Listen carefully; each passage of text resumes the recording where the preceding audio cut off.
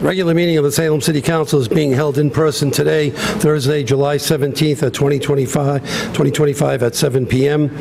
for the purpose of transacting any and all business. Notice of this meeting was posted on July 15th, 2025 at 3:29 p.m.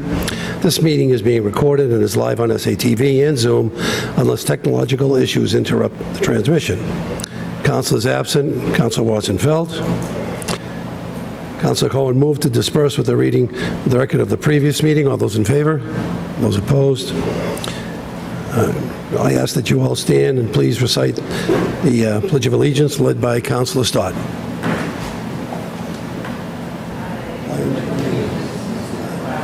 The United States of America, with the republic for which it stands, one nation, under God, indivisible, liberty, for all. Thank you. You may be seated. Salem City Council honors that this land is Nomkeg, or fishing place, where generations of Nomkeg people from the Pawtucket Band of the Massachusetts tribe lived and passed through for centuries. We acknowledge that this is unceded indigenous land and also acknowledge the Massachusetts tribe who continue to honor and hold this land to the present. Salem City Council is committed to having ongoing meaningful dialogue with the indigenous peoples who have presence in Salem in order to disseminate the legacies of oppressions and inequities that persist today. Public testimony. Public testimony is not to exceed 15 minutes. It is not a public hearing or question and answer period. Sign-up does occur 30 minutes prior to the meeting. The president shall, depending on the number of speakers, set a time limit not to exceed 3 minutes. We have 3 speakers signed up tonight, so they are allowed the full 3 minutes. And I will read the list. Caitlin Halapa.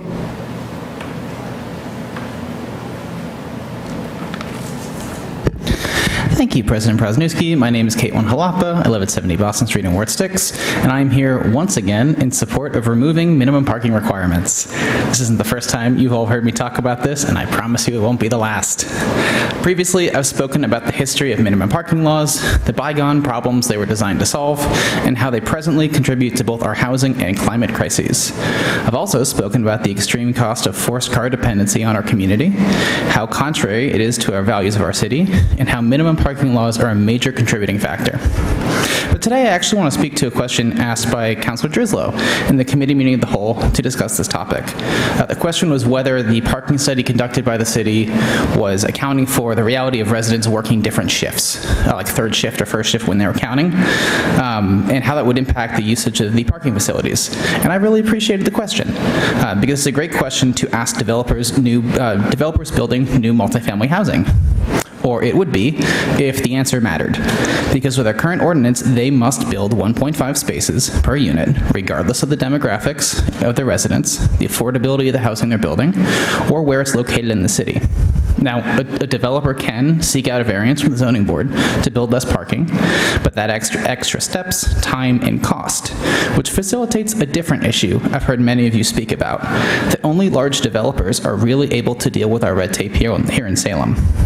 These developers are able to seek a variance because they can afford to delay the project a bit in the hopes of increasing their profits, because they know, and we know, that the parking needs for every project are different, and they do not need to build the amount currently mandated.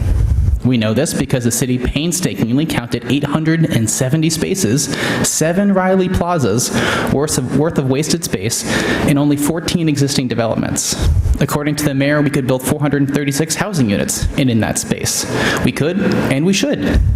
This council should absolutely eliminate minimum parking requirements for new multifamily housing, and the city must explore how we can make better use of the land we already have designated and developed as multifamily. We can absolutely do infill development and work with property owners to build housing that we desperately need without even touching other land. So I know there's going to be a public hearing. You know I'll be back for it. And I really think this amendment just needs to be the start of serious parking reform for Salem. Thank you. Thank you. Flora Tontat.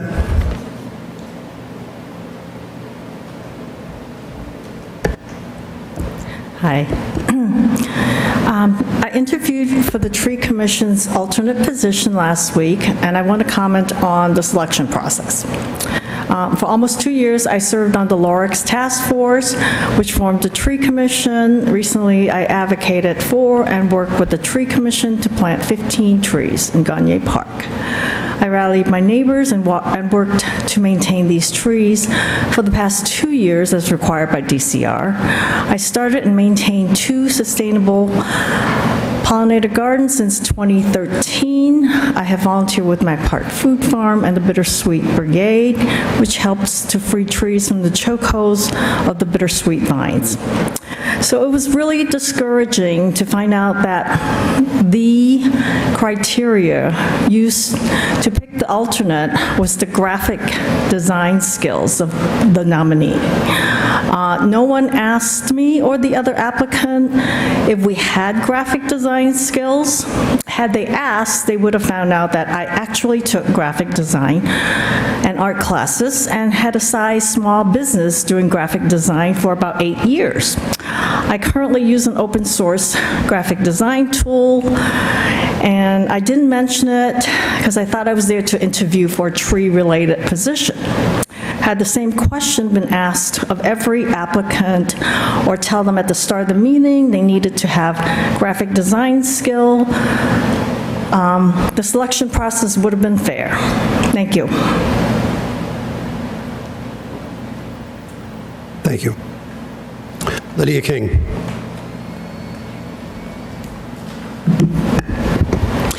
Hi, my name is Lydia King. I live at 4 Forest Avenue here in Salem. I'm just here to speak in favor of lowering the parking minimums, and I'm excited to see it going to a public hearing and looking forward to getting more feedback from the community.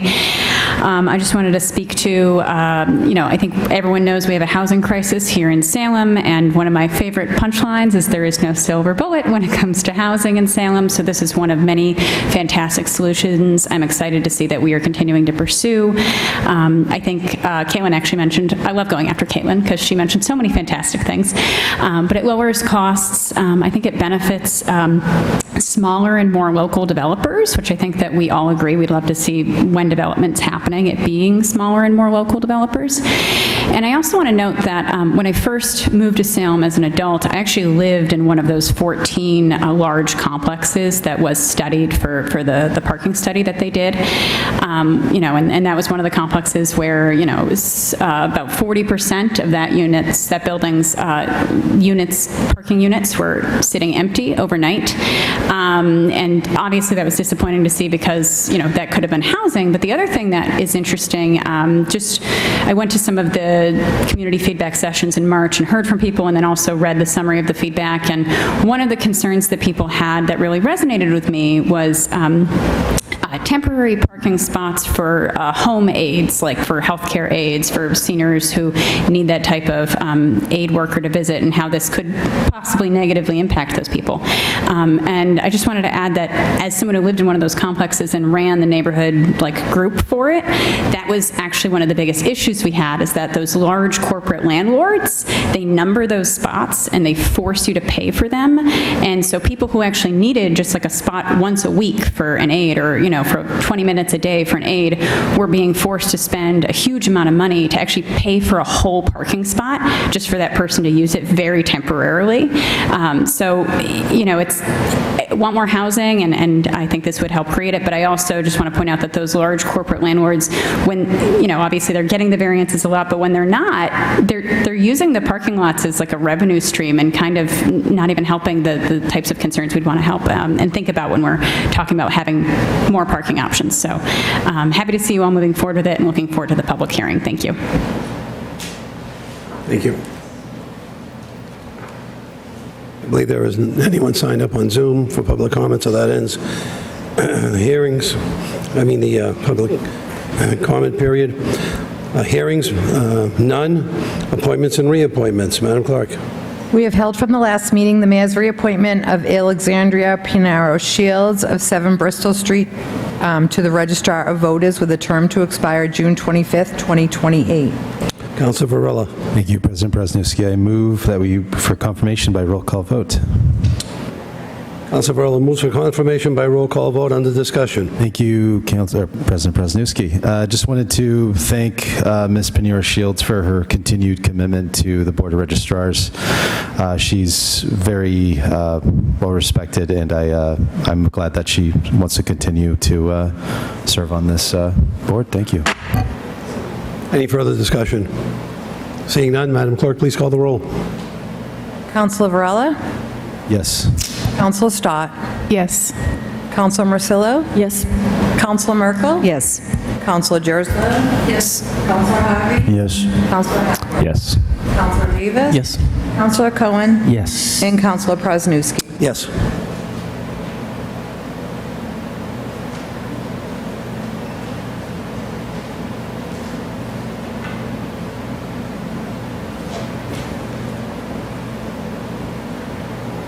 On the appointment of Alexander Pinero Shields to the Registry of Voters, we have 10 councilors present, 1 absent.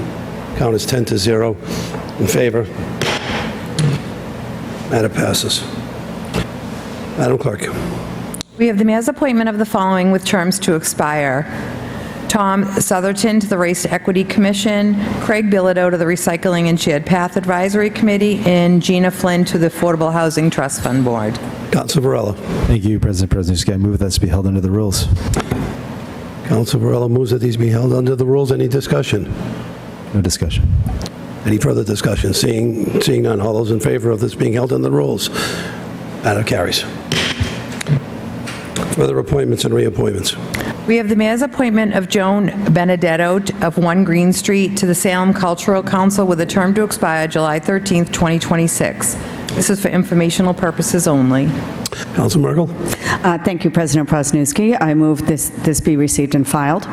Councilor Merkel moves it be received and filed under discussion. Thank you. The mayor has appointed Joan Benedetto of 1 Green Street to the Salem Cultural Council, and Ms. Benedetto will be filling the seat previously held by Kristen Verberin with a term to expire July 13th, 2026.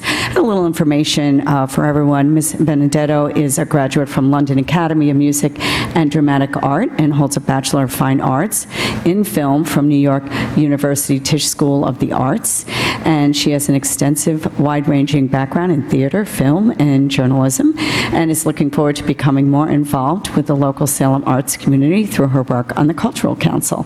And I'd like to note that pursuant of state law, no city council confirmation is necessary for this appointment, and I want to thank Ms. Benedetto for her willingness to serve on the Cultural Council. Any further discussion? All those in favor of the motion that this being received and filed in favor? Matter carries. Communications from the mayor. Madam Clerk.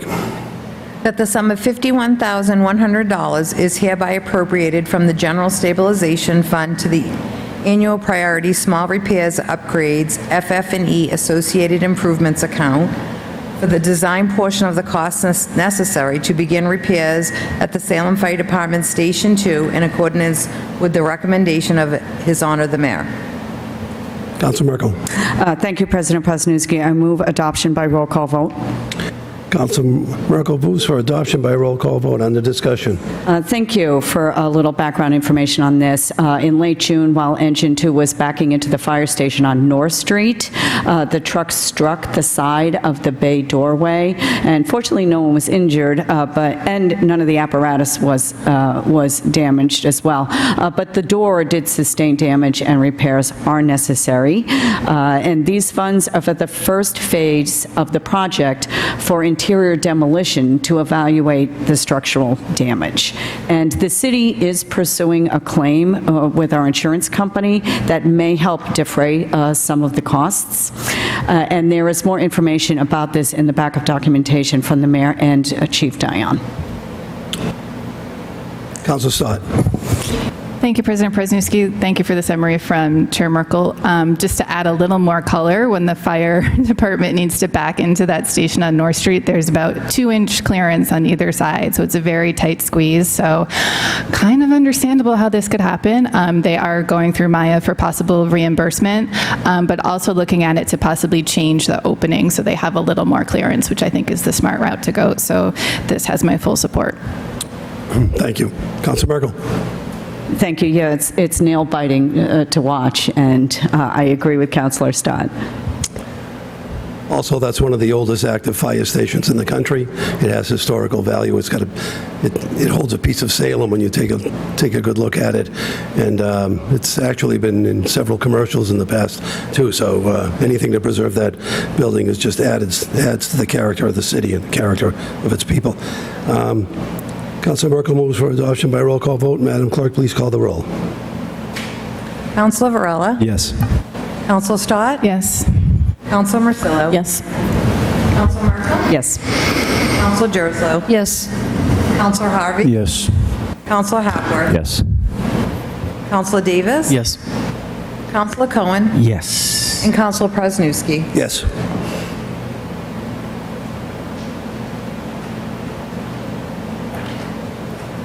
On the matter of appropriating $51,000 from the General Stabilization Fund to fix the doors at the North Street Fire Station. We have 10 members present, 1 absent, all 10 members in favor. Matter carries. Further communications from the mayor. We have an ordinance to amend an ordinance relative to pickup of large items fee. Be it ordained that the City Council of the City of Salem, Mass. Has filed Section 1, Chapter 36, Section 36-4, pickup of large items fee is hereby amended by deleting paragraph D in its entirety and replacing it with the following. Residents are responsible for paying the fee of $20 for the collection of each bulky item and the fee of $40 for a mattress or box spring, which shall be paid directly to the city collection contractors. Section 2, this ordinance shall take place by effect by provided by city charter. Councilor Hapworth. Thank you, Mr. President. Move for adoption for first passage. Councilor Hapworth moves for adoption, first passage. Under discussion. Thank you, Mr. President. Yeah, it's just based on the new waste management contract. Takes bulk item pickup from $18.73 up to $20 and lowers the mattress pickup from $50 down to $40. Councilor Cohen. Thank you, Mr. President. I am really excited about this because it also includes Freon-containing items like air conditioners and things like that, which are constantly left out or people don't know where to return them, and also CRTs, so TVs and computer monitors. And so to be able to have them collected at the curb instead of people waiting to e-waste or whatever, and this way we can actually monitor them better, I think is terrific. So I'm really supportive of this. Councilor Marcello. Thank you, President. I'm also very excited about this, but for a different reason. This was something that was added last year when we talked about this ordinance, and we specifically asked that the amounts for the fees be included in the ordinance, even though it would have to be updated whenever they make changes to the contract, and in order to make it transparent to the public and to everyone in the city, on the city council, how these fees are changing up and down. And so I was surprised that the mattress pickup actually went down, and I think that's significant. So it's working, and our adding this to the ordinance and giving this, the light of day so that people know what's going on is important, and so I just wanted to point that out. Any further discussion? Seeing none. Councilor Harper's move for the adoption of first passage of this matter. All those in favor? All those opposed? Matter carries. Further communications of the mayor. We have ordered that the City of Salem hereby accepts the provisions of Massachusetts General Law, Chapter 59, Section 5, Clause 54, which authorizes municipalities to set a minimum threshold for taxation of personal property and hereby sets the minimum taxable value at $1,000. Personal property accounts value below this amount shall be exempt from taxation. Councilor Merkel. Thank you, President Prosnewski. I move for adoption. Councilor Merkel moves for adoption. Under discussion. Thank you. Yes, the mayor spoke to me about this a couple of weeks ago, and I'm excited about it. To tell you a little bit more about it, this order is to adopt a section of Mass General Law that would provide a measure of tax relief to an estimated 187 small businesses here in Salem. Mass General Law, Chapter 59, Section 5, authorizes a city, through local action, to establish a minimum value under which personal property accounts are exempt from taxation.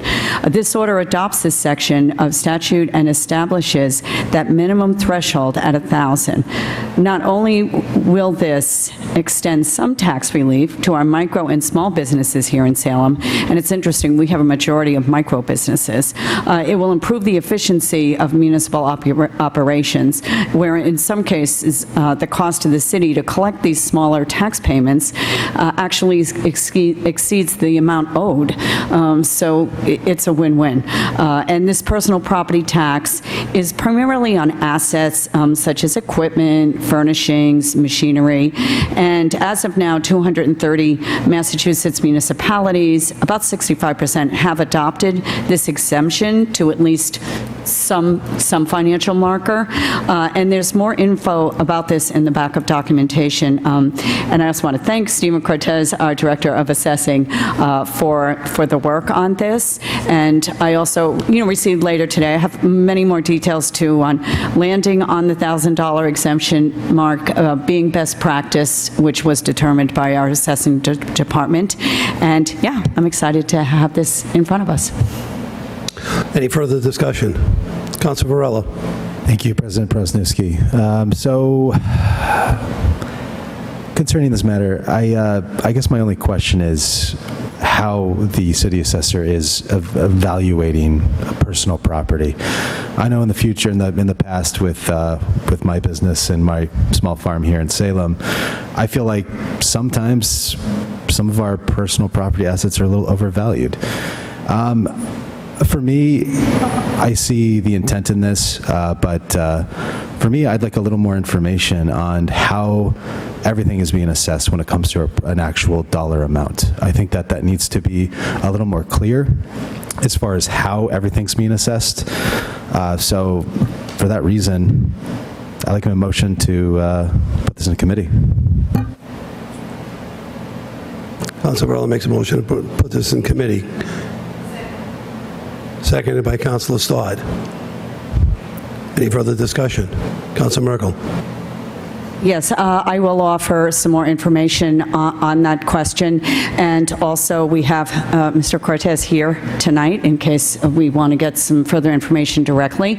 In my conversation with him, how they evaluate it might be a different conversation, but as far as landing on the $1,000 exemption, only 187 accounts would be removed from the tax roll, and shifting just 2,000 plus, a very small percent of the tax levy onto remaining properties. However, at the $2,000 exemption, the number of exempt accounts more than doubles, and the taxable value jumps from $97,000 at $1,000 marker to $376,000 at the $2,000 marker. So I do have some more information on how they landed on it. As far as the timing on this, we are getting, the city is being, we have a re-eval in place for this city that's happening mid-September, and we don't know when exactly that will be. And also the feedback, in my conversation was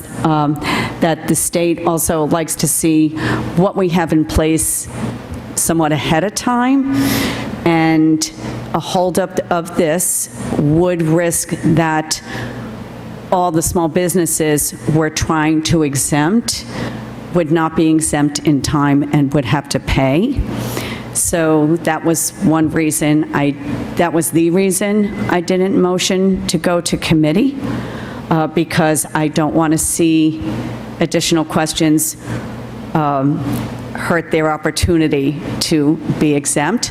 But I'd like to ask permission and motion to have Mr. Cortez address the council. Any further discussion? Councilor Cohen. Suspend the rules. Before you do, before Mr. Cortez comes up here, I just have a comment. Yeah, I was fine with voting on it. I'm also fine with it going to committee, but my question to the city staff would be, like, if the timing is such a tight issue, why are we confronted with something where we only have this meeting before the reevaluation? This should have, there's no way that the city didn't know about this so that we couldn't have voted on this in the spring. So I'm troubled by that, because basically we're being told that we're being kind of held hostage, like, if we don't vote on this thing, we're going to injure businesses. But if the city had done its diligence and put it in front of us before, we wouldn't have to worry about it. We could have had a committee meeting and everything else. So I'm actually somewhat troubled by the timing being a criteria for us to vote tonight. Councilor Harvey. Thank you, President Prezinski. I agree with Councilor Cohen 100%. Why are we waiting until one meeting before the deadline to bring this up and bring this into council? It doesn't sit well. Thank you. Councilor Stott. Thank you, President Prezinski. We are also tying our own hands here by choosing not to have a meeting in August. I'm just going to highlight that right there. But I have questions as well. I mean, I don't think it would be the worst scenario if it passed tonight. I was up for that, but I think it does deserve a committee conversation, primarily to answer questions from the council, but also to use that as a tool for the public to understand how this process will work and how it will impact them and what possible changes may occur. Any further discussion? Councilor Marcillo. Yeah, I think I was surprised that this wasn't actually going to committee, and I mentioned that to Councilor Merkel, and she actually did get some more information for me. I still think that this needs a public hearing, and I also think that if it's really an issue that we're going to pass something in September that might miss some billing, we could add something that would refund that money after the fact, if we're going to pass this, if that's truly the issue that's going on here. So I'm not as concerned about the time constraint, and I will add, I think, it's not our assessor's problem that this came in, that we don't have an August meeting. I will have to agree with Councilor Stott there. I think this is something we need to think about, is this time between our July meeting and our September meeting is very long, and we always end up having a special meeting in August. So this would fit in nicely. We could have the meeting in August and take care of this then if we need to, and we wouldn't be feel pressured to vote on something before it's ready. But I would also agree with this going to committee. Thank you. Councilor Merkel. Yes, agreed. There's always the option to have a special meeting in August. On Councilor Varela's motion that this matter be moved to committee on Government Services, I assume? What about the motion to suspend the rules to hear from? First motion is his to send into committee, which would kind of make sense if it's going to be sent into committee, then we're giving Mr. Cortez, thank you for coming in and being available for this. But if it's going to go into committee, then it can be fully explained. If it's not voted in to go to committee, then Mr. Cortez we can suspend the rules and listen to Mr. Cortez. So let's vote on the first motion first. All those in favor of this, I'm sorry, it's still under discussion, Councilor Cohen. Which committee is it in? Is this A&F? Because this is a financial matter. Okay, all right. And co-posted, yeah. On Councilor Varela's motion that this matter be moved to the Committee on Administration and Finance, co-posted with the Committee of the Whole. All those in favor? All those opposed? Unanimous, sent to committee. Thank you. Thank you, Mr. Cortez. We'll look forward to seeing you at the next meeting.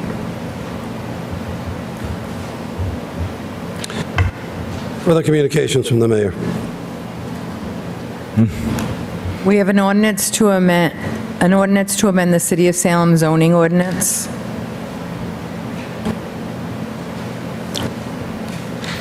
Councilor Hapworth? Thank you, Mr. President. Move to refer to the planning board to hold a joint public hearing.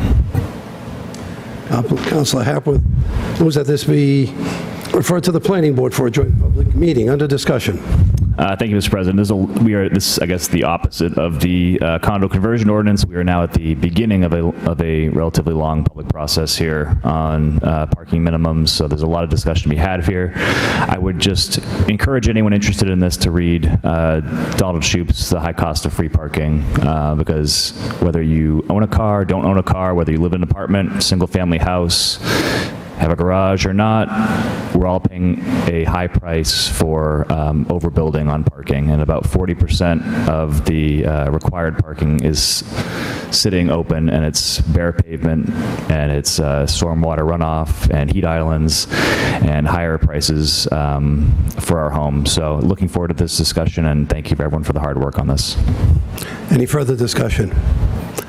All those in favor of moving this matter to the planning board to hold a public joint meeting? All those in favor? All those opposed? Matter carries. Further communications from the mayor. We have ordered the Salem City Council schedule a committee of the whole meeting in September 2025 for the purpose of receiving an update on the Salem High School building project. Council Stott? I move that this be referred to the committee of the whole. Councilor Stott moves that this be referred to the committee of the whole. Under discussion. Thank you, President Presnewski. I'm actually missing one of the high school building committee meetings this evening, but that is a committee that has been in the process for the past 3 years of going towards the goal of a new high school for our community, and I'm very excited for you all to receive an update as to where that stands, because things are moving along. Very good. Any further discussion? All those in favor of moving this to the committee of the whole? All those in favor? All those opposed? Matter carries. Mayor's informational page, none. Motions, orders, and resolutions. Madam Clerk? We have an order that the City Council Committee on Ordinances, License, and Legal Affairs to meet prior to the September 11th, 2025 City Council meeting to discuss language for a light shield ordinance. Councilor Cohen. Thank you, Mr. President. I move that this is referred to the Committee of Ordinances, Licenses, and Legal Affairs. Councilor Cohen moves that this be referred to the Committee on Ordinances, Licenses, and Legal Affairs. Under discussion.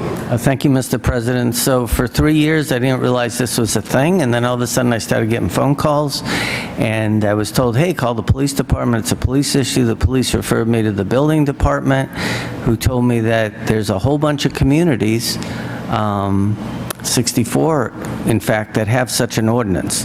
And basically, what it is, when a commercial or private property has some kind of lighting that infringes on another property, shining into a bedroom or whatever.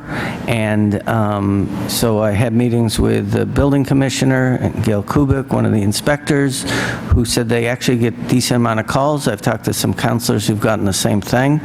And so created a working group with James Wheelock, John Giardi, and both Gail Kubik and Vula Afanos from the building department.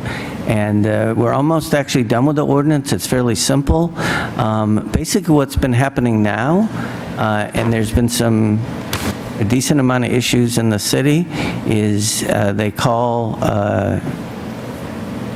our electrician, John Giardi, who, because he's the nicest person in Salem, goes out and tries to work out whatever differences exist.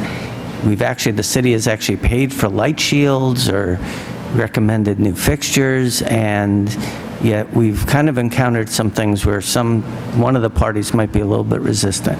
So looking forward to working with Chair Hapworth on a date, and I will reach out to him as soon as the language is ready, but I think people will find that this is really just another thing that can help city departments resolve some issues that will help people in the community and businesses. Councilor Varela. Thank you, President Hepworth, and thank you, Councilor Cohen, for bringing this in. As sleepy and quiet as Ward 7 is, this is one of the largest issues we have in Ward 7.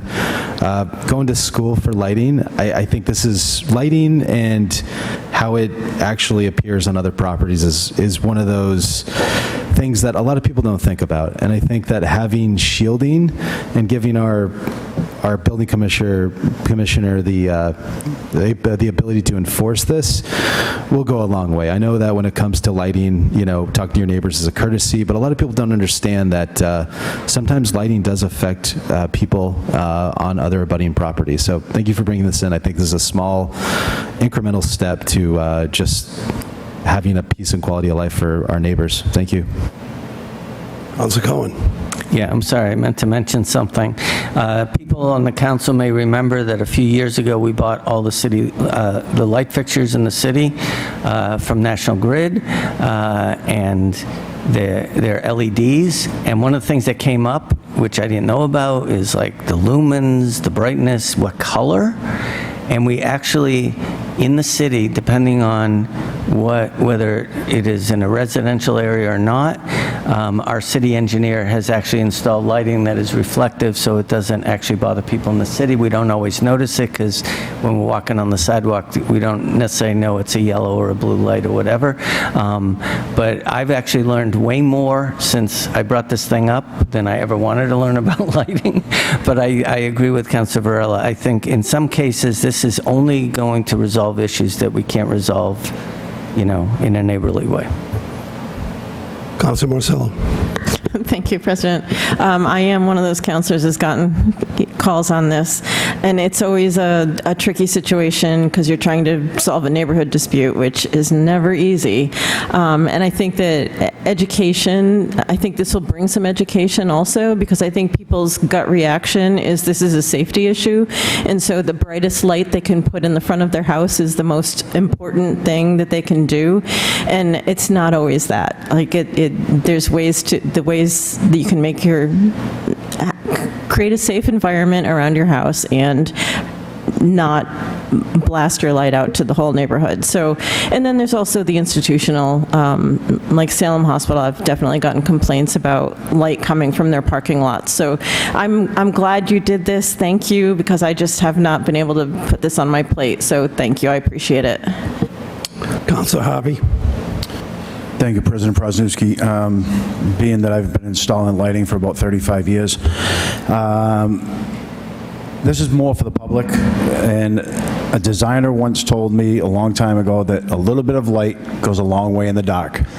So you don't need a 1,000-watt light bulb on the side of your house that's lighting up your neighbor's living room just to light up your driveway.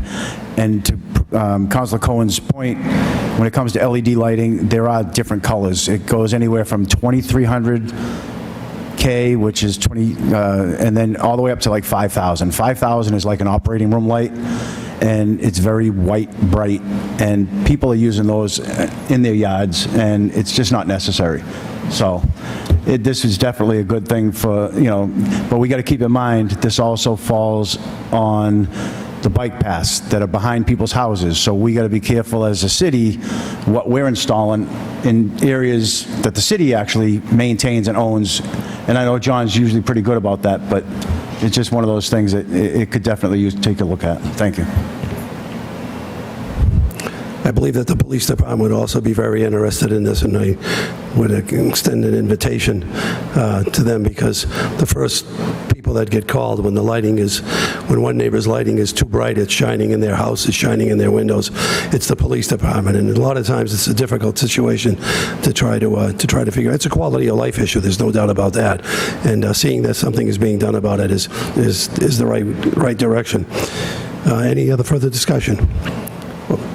All those in favor of moving this matter to the Committee on Ordinances, License, and Legal Affairs? All those in favor? Matter carries. Further motions, orders, and resolutions. We have a resolution affirming the City of Salem's commitment to democratic principles and constitutional governance.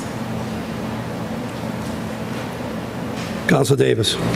Thank you, President Prosnowski. Whereas we reflect in the days following Independence Day, July 4th, 2025, the city of Salem recognizes the importance of honoring not only the founding of our nation, but also the principles that have sustained American democracy for nearly 2.5 centuries. And whereas Salem, Massachusetts has a long and proud tradition of civic engagement, justice, and resistance to authoritarian power rooted in our Commonwealth's central role in the creation of American democratic institutions. And whereas Salem is a community that understands through its own history the consequences of unchecked authority and the necessity of preserving democratic institutions, protecting individual rights, and holding those in power accountable.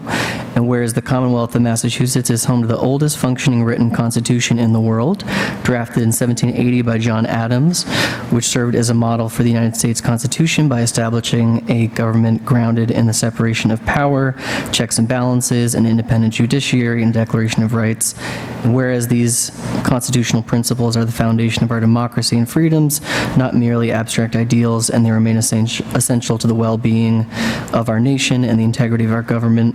And whereas in the first 6 months of his second term, President Donald Trump and members of the administration have repeatedly taken actions that disregard the constitutional separation of powers, including ignoring lawful court orders, undermining civil liberties, eroding due process, attempting to restrict birthright citizenship, withholding congressionally appropriated funds, shuttering federal agencies, and engaging in unauthorized military operations in violation of the War Powers Act of 1973. And whereas these actions represent a sustained threat to the constitutional order and have particularly targeted vulnerable populations, immigrants, LGBTQIA plus individuals, students, and veterans, many of whom live and contribute to the city of Salem. And whereas efforts to curtail civil protections, suppress dissent, and weaken institutions of education and healthcare directly impact the people of Salem and contradict the inclusive and resilient values that define our community. And whereas the people of Salem and their elected city council are committed to upholding democratic norms and standing against unlawful or authoritarian governance in all its forms. Now, therefore, be it resolved that the City of Salem hereby calls upon our congressional delegation and all members of Congress to defend and uphold the Constitution of the United States, restore the constitutional balance of powers, reverse and prevent unlawful or authoritarian actions by any branch of the government, and reaffirm that no person, regardless of office, stands above the law in this country. Affirms the City of Salem's unwavering commitment to democratic principles, civic responsibility, and the rule of law. Be it further resolved that a copy of this resolution be sent to the members of the Massachusetts congressional delegation and entered into the public record as a statement of Salem's values and a call for action to preserve the integrity of our constitutional democracy. And I move for adoption by roll call vote. Council Davis moves for adoption by roll call vote under discussion. Council Davis. Thank you, President Brzezinski. This is something that was brought to my attention by some Salem residents and specifically some members of North Shore Indivisible that pointed out that this is that the Boston City Council was considering a very similar resolution looking ahead to July 4th, Independence Day, and wanting to use that as an opportunity to stand up for democracy and American principles and call out the federal administration's work to undermine those important values and kind of calling on Salem to consider the same. And so that is what I hope that we can do today, and I want to recognize and thank State Representative Manny Cruz for some important suggestions about language, specifically around immigrants, that I think is really important. So, yep, that's it. Councilor Cohen. Thank you, Mr. President. So I believe the spirit of this resolution is good, but I have some concerns. For example, in the second whereas, it says Salem has a long and proud tradition of civic engagement and resistance to authoritarian power, but there's no examples of that. The next one says, through our history, the consequences of unchecked authority. Again, no examples, because this is out of the Boston resolution. In the call to action, there's two things that, unfortunately, with the way our legislature, our federal legislature is constituted, it's really hard for me to see how people in our delegation can restore the constitutional balance of powers and reverse and prevent the awful or authoritarian acts by any branch of government.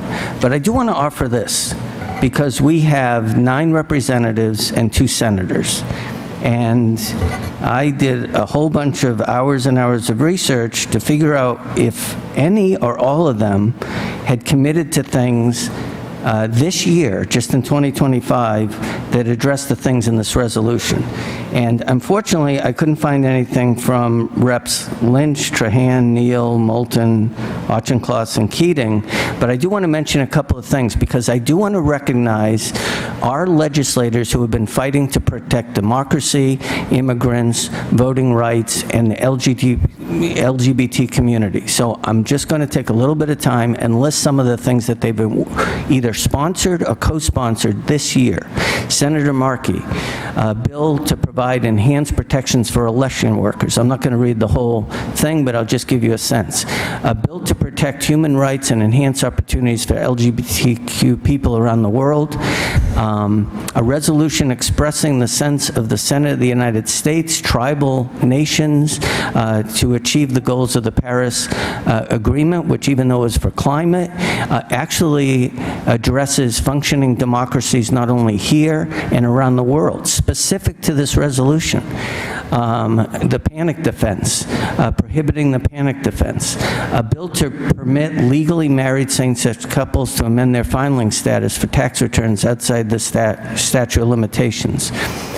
Also, one of the co-sponsors of the Equality Act, which aims to prohibit discrimination on sex, gender identity, and sexual orientation. Senator Warren, big sponsor of the Voting Rights Act, the John Lewis Act that has been revised this year, has put acts prohibiting durational residency requirements on all federal elections, mandating the acceptance of student IDs to meet the state voter identification requirements in federal elections, establishing a grant program for states to encourage youth involvement in elections, requiring federal data collection on youth voter registration election participation, is a sponsor of the Anti-Corruption and Public Integrity Act, alongside Representative Jayapal.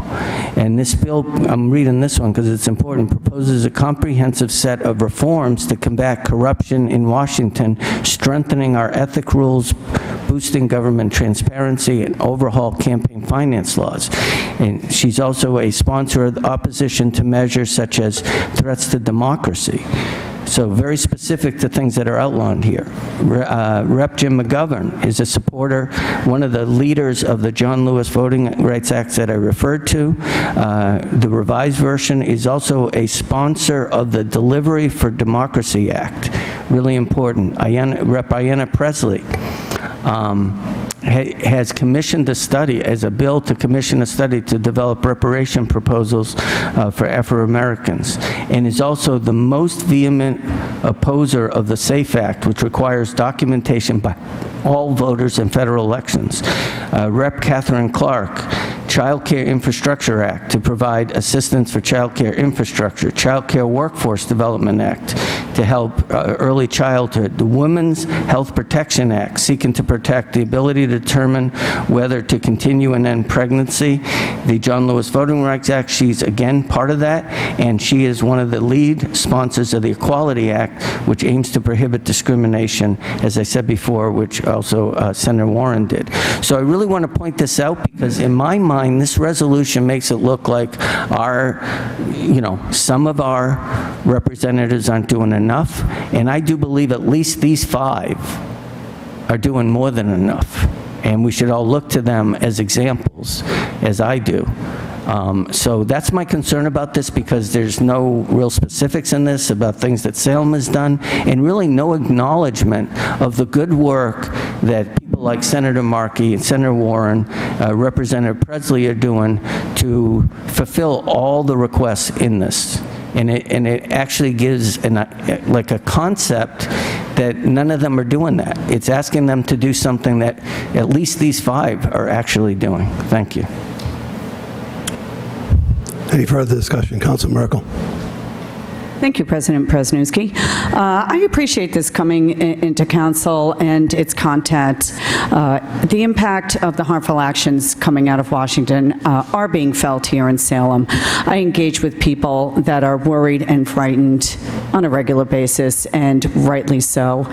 Our efforts to address food insecurity are being directly negatively affected, and I really appreciated Councilor Cohen's information on all the actions that are being taken. I appreciate the state officials that are stepping up and, really doing great work out there. And I appreciate it and see, the intent of this, as being, goals to reach and what to continue to speak out about, and to affirm Salem's commitment to democratic principles. And I also have gotten requests, from residents for the council to make statements, to be speaking out in this, of this nature. And I particularly got a lot of those requests around the 4th of July that we put, and the people that I have put it on their radar that this was in the council tonight, we're really grateful to hear about it. So yeah, for those reasons, I do appreciate that this is in front of it and the intent of it to reaffirm our commitment to democracy. Any further discussion? Councilor Marcillo. Thank you, President. I wonder if we can come to some sort of a compromise, because when I read this, I was like, yes, but I do think that there are some asks that we can make that are specific to Salem, and I think that the healthcare changes that are being made, the changes to the education department and food insecurity, we can list specific things that are besides the immigration issues that are specifically being done that are impacting residents in Salem. If not today or tomorrow, in 9 months, people are going to start feeling the impact. So I wonder if there's any sort of appetite from the councilor's part to take a little bit more time and craft this very specific to Salem and specific as for what we're seeing in our community. Yeah. Any further discussion? Councilor Davis. Yeah, I would say absolutely, and happy to hear suggestions from folks. So I guess it would be the ask me to, not to send this to committee, right? But for me to withdraw the resolution today. And I agree with Councilor Marcillo.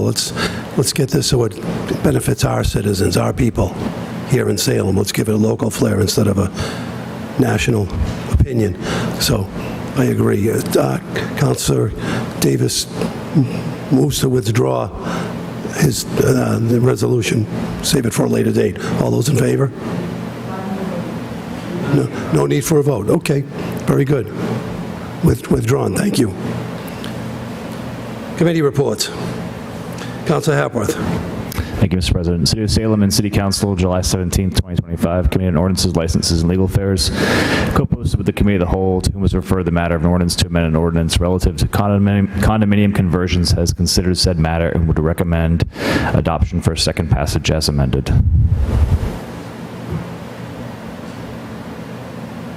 Councilor Hapworth moves for second passage. Under discussion. Thank you, Mr. President. So just a note, we're going to have to vote on we had one amendment, so we're going to have to vote on that amendment before we get to the final vote. But just a note here, this marks the end of a very long and thoughtful process on the condo conversion ordinance. Over the past year, several years actually, this policy has gone through the Affordable Housing Trust Fund, City Council, multiple rounds of committee work, home rule petition at the state. We've had numerous public meetings, heard from both residents, renters, worried about losing their homes, and property owners concerned about their investments. Our job has been to weigh these impacts carefully and to do everything we can to support stability for folks who are struggling. This ordinance doesn't prevent condo conversions, but it does set some guardrails to make sure that when those conversions happen, we give tenants time, notice, and financial support so they're not left scrambling. Renters are the backbone of Salem. Many of them are teachers, nurses, city workers, and seniors who make up the fabric of our community. Helping them stay housed is part of the work we're all signed up here to do. I want to thank everyone who provided feedback along the way, city staff for their diligent work, Lori Stewart specifically, the Housing Stability Coordinator, for helping to guide us through this process, and to my colleagues for their thoughtful consideration and debate. So what we did here is we have, this is our second passage. In the meeting, we amended the amendment that had been previously amended on the amended ordinance. Specifically, we removed the language that was previously added stating that we had 50% within 15 days prior to the moving date and 50% within 10 days after the date. That language was just added in. It's now being removed out so that it says relocation benefits shall be paid to the tenant within 10 days after the date on which the tenant vacates the unit, and it goes and it continues forward. And I'll send this over to you, Maureen. Again, thank you. I think a lot of folks have had questions throughout this process. I think all of my colleagues, wherever you fall on this issue, have engaged in this process thoughtfully and in good faith. We're constantly weighing the needs of everyone in the city, landlords, tenants, everyone who's impacted by this, and I think we came to a very good ordinance, and again, appreciate Lori for her hard work on this. Any further discussion? Councilor Harvey. Thank you, President Prosnowski. I just want to go on the record saying that I disagree with this ordinance in a whole, being the fact that we're basically sending a message to anybody that wants to come and invest in our property and live here for a while.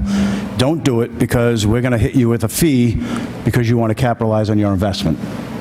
To me, it's a form of extortion, and we're legitimizing extortion by forcing somebody to pay somebody else money because they want to capitalize on their investment. Now, if this ordinance came through and it was worded where there was a time frame, 5 years. If you live in your house for 5 years or more, that's considered a family investment. You're excluded from this.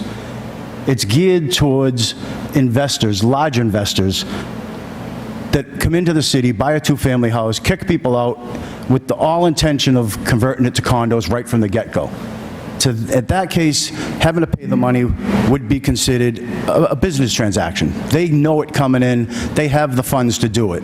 All we're doing here is hurting the small people that invested in a piece of property in our city 10, 15, 20, 30 years ago, paid their taxes every year like every other resident in the city of Salem that owns a property, and now we're saying, thank you for doing that. You want to capitalize your investment? Well, you have to pay somebody because you want to cash in. And, let's use an analogy of, like, just say, investing in the stock market. I invest in the stock market. I do a great job investing in the stock market. Somebody else that doesn't invest in the stock market as well as I did, I go to cash in on my investment. Are we going to tell? You're going to tell me that I have to turn around and give somebody my money because I did good in the stock market? It's the same thing. People buy property as an investment. They buy it for generational wealth. For us to sit here and tell them that you have to give money to your tenant because you want to cash in on your investment, and this could be somebody that's 74 years old who wants to age in place, or even younger, 70 years old, wants to age in place, but can't afford it because when they bought their house, their mortgage was less than what their taxes are now. So they can't afford that anymore. So they want to cash in. They want to say, you know what, I'm going to convert my first floor to a condo, I'm going to sell it, and now I can stay where I wanted to stay, where I wanted to live. So, in my opinion, and this isn't just my opinion, I've talked to other people. I've talked to property owners and I've talked to renters. And I twisted it around on renters. I said, what if this was you, and you own this piece of property, and you wanted to cash in on your investment that you've been paying for 30 years. And now all of a sudden, City of Salem is going to tell you, you can't do that. You have to wait. First of all, you have to give you a 2-year, they're going to give you a 2-year notice. Then you have to wait, or give them $6,000 to turn around and convert your condo. There's a lot of people out there, I know for a few of them that I had talked to specifically, that they can't afford to give somebody $6,000 right from the get-go. I mean, and it's like a year-long process before you can even get into the permitting process, according to this, so that, what are they going to do? they're going to, or you give a tenant 2 years' notice. Not all tenants, because my family rented up until my father moved to Salem with my sister. But you have tenants out there that are going to say, hey, they're giving me a 2-year notice, they're going to convert this to a condo. I'm not going to pay my rent for 2 years. Whether they have to get the $6,000, which I was told they don't if they haven't paid their rent, but 2 years of somebody not paying rent to a landlord, now you're putting them in jeopardy of losing their piece of property because they're not collecting that $25,000, $30,000 a year. And a lot of people buy 2 families and 3 families. I know my kids were both looking to purchase a multifamily as a security so that they have the rent coming in case something happens and they lose their job or they get ill, their house is safe. So for this to go through, I honestly feel, and I would like to make a motion to put this back into committee, because even during the OLA meeting early, there was still a lot of gray areas that weren't answered, and I think all we're doing is hurting, and you're hurting the elderly, and you are hurting the renters, whether you want to believe it or not, because what's going to happen, if I have to turn around and tell a renter, now I don't own property, just for the record, but if I had to turn around and tell a renter, I'm giving you 2 years' notice that I'm going to convert this into a condo, well, your rent's going to end up going up a little bit, and I'm going to bank that money so that you're paying your own $6,000 that you're telling me I have to pay somebody. It's just not right. It's not fair to the people that invested in our city years ago and lived here for this many years to have to turn around and pay somebody $6,000 or even $8,000 so that they can cash in on their investment. It's 100% wrong. And I did talk to Beth Renard, and she said, well, it's not considered extortion because we have a legitimate reason to do it. Well, I disagree with that. In my opinion, this is extortion. And if this does pass for the public and everybody that's out there, if you want to know how to get through this and get by this, I have loopholes already that haven't been figured out or haven't been discussed. Give me a call. I'll help you through it. Thank you.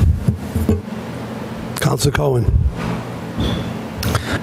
Thank you. As a city councilor, I don't want to be extorted by another city councilor that threatening us that if we pass something is going to go around what the rule is. The rule is the rule.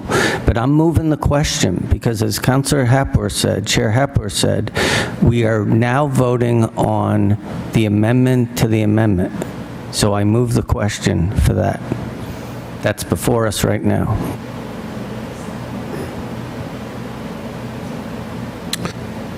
Any further discussion? Councilor Morcillo. Did we do a vote on accepting the report? No. Can we do that first? Sorry. On the acceptance of Councilor Hapworth's report from the Committee of Order on this matter, all those in favor? All those opposed? That matter carries. On Councilor Hapworth's motion that this be moved for second passage, the amendment be moved for second passage. Amendments first. So we're doing the amendment on the first passage. Or just the amendment? Okay.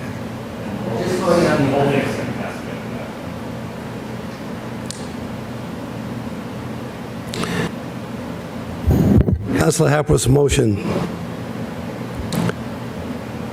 on the second passage of the amendment. All those in favor? Well, just to the amendment.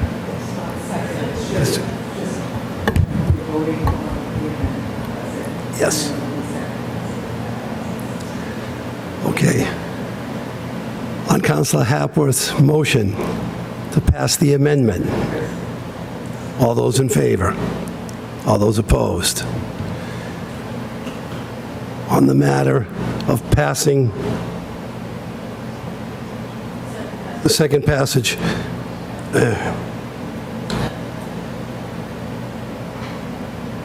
of the ordinance relative to condominium conversion. And then we're under discussion. Is this under further discussion? Yep. Correct. Under further discussion. Councilor Harvey. I'd like to make a motion to keep it in committee if I could. Councilor Harvey motions to keep it in committee. Councilor Gerslow. I second that. I still had some reservations on some of the language. Thank you.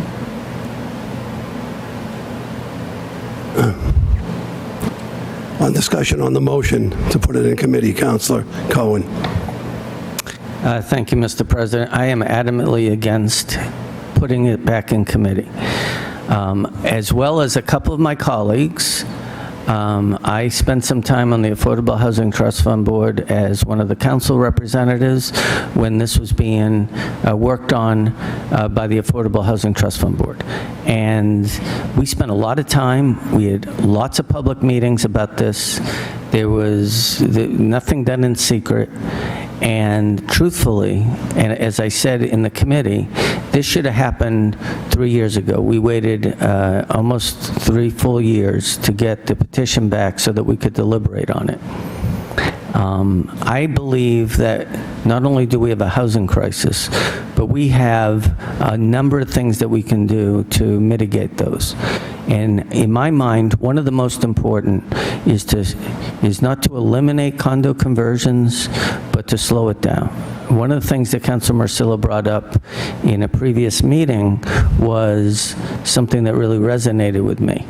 And that is, I know on my street, and I've told this story, that I can, from my living room, see a number of 3 and 4 families that have all been bought by cash by investors, all been eventually turned into condos. In the process of turning them into condos, the rent was raised almost 100% for each one of the tenants.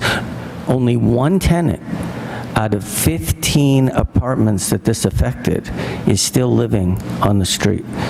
And this idea about protecting investors, I'm really not concerned about that, because you're an investor. If it's a good investment, great. You make your investment, just like the stock market.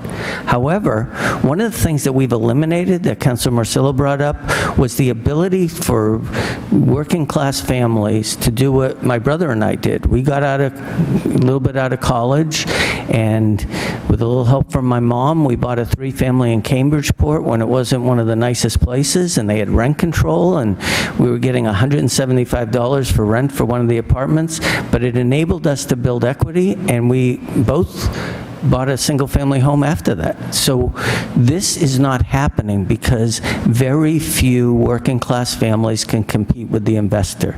And the worst part of this is how many people in our community are being displaced and being forced to move out of Salem. In the meeting that we had in Ola before this, I brought up the example. I have a tenant that's looking for another place. They're paying about $1,600 for a 1-bedroom. There is zero chance that they can find a place in Salem that they can afford under the circumstances. And for me, giving them $6,000, I said in the committee, isn't enough. I would give them more without conditions. I want to pass this 3 years ago. It's about time. I want to pass it today. I am going to raise my hand when I vote no to put this in committee. Councilor Hapworth. Thank you, Mr. President. Typically, I like to entertain any option to send to committee if people want to have discussion. In this case, this has had plenty of discussion going back several years, plenty of discussion for this body. There was nothing surprising that came out between 6:30 and 7 when we had a committee meeting. We also had several weeks between then and this committee meeting to have run language through the solicitor or discussed any potential changes and made motions in the meeting. Those didn't happen. There's nothing else we're going to learn in committee. Something I learned from Councilor Sargent was that it's okay to vote no on something. If you look around and you see the will of the body and what it is, make your vote and move on. I think that we can see what the will of the body is here. I don't think anything is going to be gained from sending this back to committee. It's clear what the no votes are, and that's fine. Make that vote and we move on. Councilor Harvey. Thank you, President Prosnowski. I just want to reiterate one thing that I did say. You're not hurting the investor. You are hurting the people that have lived in their homes for multiple years. An investor that comes into this city has the money. They could care less about, they do it all the time. It's called cash for keys in real estate. They want somebody out of their apartment, they give them a bunch of cash, they move out, they do what they got to do. Those are the people that are taking the apartments and turning them into condos. The small guy that might want to do it later on in life, they still have the apartments. So those are the people you're hurting. You're not hurting investors. An investor, to them to come in and take a two-family house and have to give out $12,000, they look at that's chump change to them. That's part of the process. That's the way they look at it. They include that into their financing when they go through the bank because they know they're going to make a bunch of money. But the people that lived in their homes, the small people that this is going to hurt, that might want to cash in on their investment. And when I say investment, I don't mean a stock market investment for them. I mean they purchased a house for their family and they want to pass it on, or they want to continue to live there and they can't afford to anymore, and this would have been a way out for them. It's the big investors that just come into the city and buy the properties and turn around with all intentions of converting them to condos. That's not who I'm looking out for. I'm looking out for the people that bought the houses 10, 15, 20 years ago that may need to cash in. Somebody like my father, who owned a two-family house with my sister. He ended up forced to retire because of a heart attack. They sold the house, and he used the money he got from the sale of that house to live off of. He didn't have the opportunity to turn it into a condo. But those are the people that we're going to be hurting with this, not necessarily the big investors. Again, I work for some of those people. They don't care about $12,000. To them, it's chump change. They spend that to go to the Super Bowl. They could care less about spending $12,000 if they know they're going to make $1.2 million when they turn into two condos. Those are the ones that they don't care. That's all I got to say. Councilor Merkel? Thank you, President Prosnewski. I will not be voting to send this back to committee for the points that was made by Councilor Hapworth and the other councilors. There's been a lot of discussion on this. Time to move forward. Councilor Morcillo? Thank you, President. I also will not be voting for that because there hasn't been any suggested changes. It just doesn't, you just don't want to pass it, which is fine. I want to say that, one of the reasons why the real estate taxes are growing so fast for 2- and 3-family homes is because the sales of them are outpacing single-family homes. And I know that because I own one.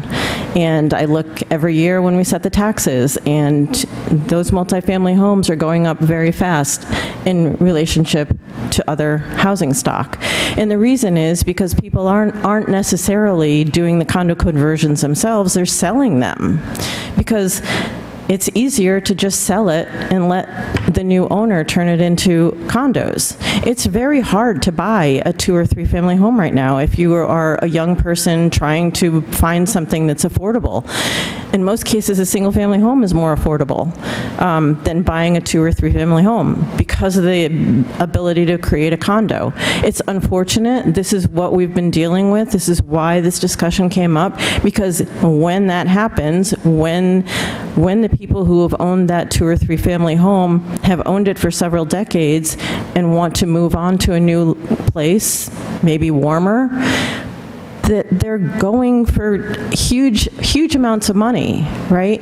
My question is, and I come back to this, and I think that this happened in a previous discussion, if you can't afford the $6,000 for your tenant, how are you affording the conversion costs? Because my house isn't ready to be converted. I can't just put it on the market and sell one of the units.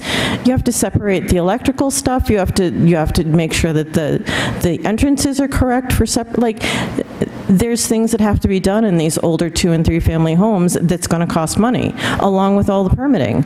So that's my only question. I just feel like we are ready to pass this. We can come back to it after it's out there and it's being tested, and if we need to tweak it, we can tweak it. But I think we're ready to pass this right now. Thank you. Any further discussion?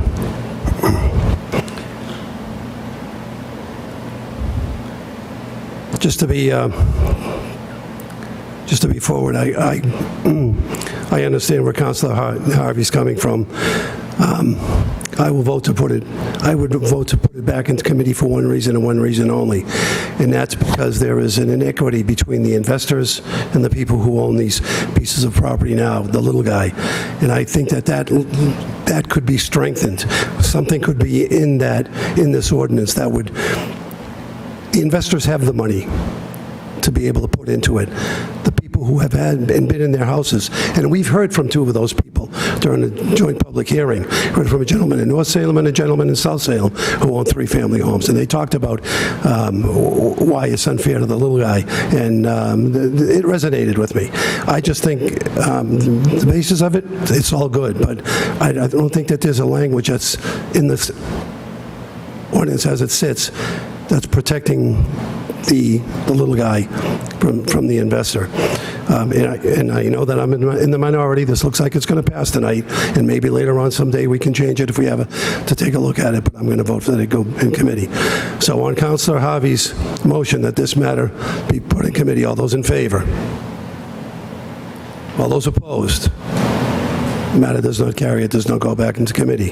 Now, for the motion by Councillor Hapworth that this ordinance pass second passage. Do we need a roll call vote for this, Madam Clerk?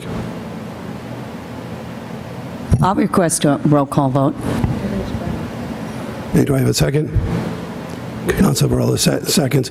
Madam Clerk?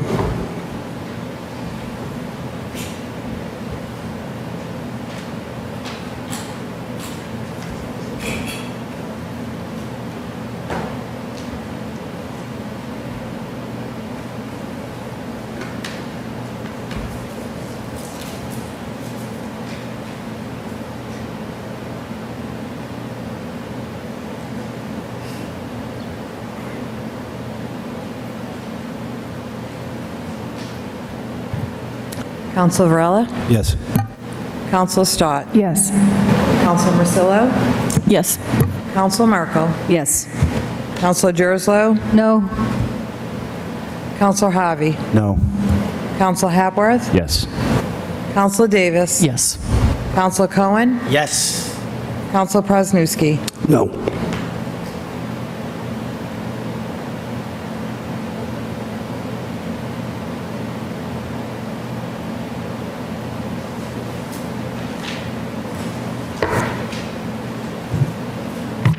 On the second passage of the condo conversion ordinance as adopted, we have 7 yeas and 3 nays.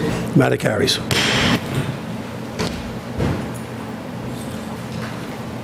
Further committee reports.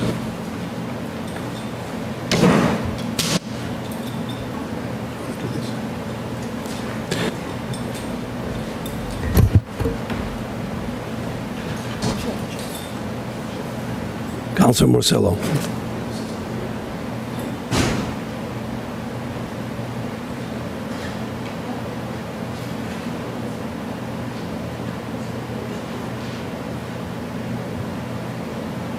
Councillor Presnowski.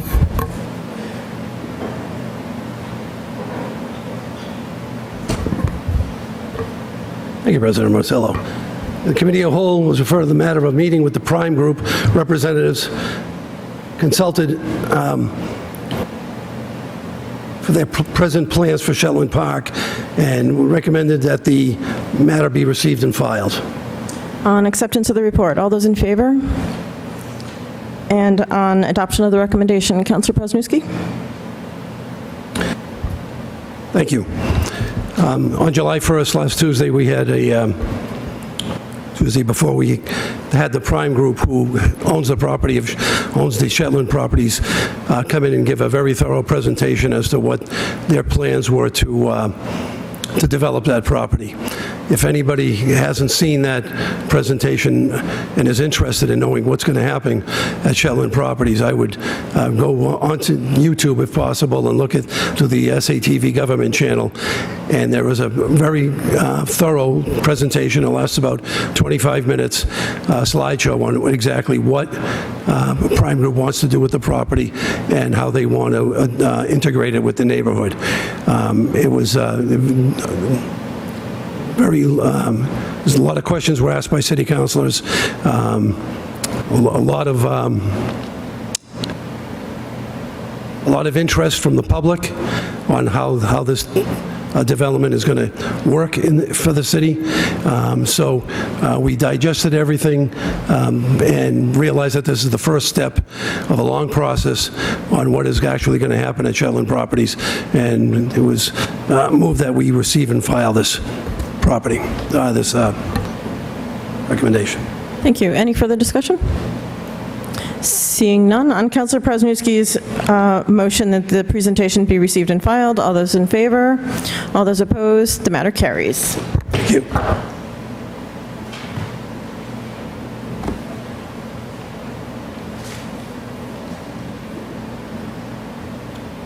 Further committee reports, Councilor Varela. Thank you, President Presnowski. City of Salem, City Council, July 17, 2025. Committee on Government Services co-posted with the Committee of a Whole, to whom it was referred to the matter of City Council to delegate authority to the City Clerk for use of City Council chambers in the anteroom with the City Council President's approval, has considered said matter and will recommend it remain in committee. Councilor Varela moves this matter remain in committee under discussion. Thank you, President Presnowski. So we had a little bit of a back and forth at this meeting about this topic here. And reason we're in the committee is I know we have a lot to discuss with this. We're discussing a policy with council chambers, and it seemed like we were divisive on that. And I do believe that, and apologies to Council Stott if I didn't let you know about the schedule of the meeting. But, my intent is to really figure out what we got to do here immediately until we have a permanent solution for our chambers. So for that, I'm looking forward to another robust discussion about how we can make our city council chambers not only more ADA accessible, but just work for everyone here in the city. Any further discussion? Councilor Stott. Thank you, Mr. President. I would just like to note that an ordinance change is not a temporary solution. It's pretty permanent. We just spent 3 or 4 years discussing an ordinance change.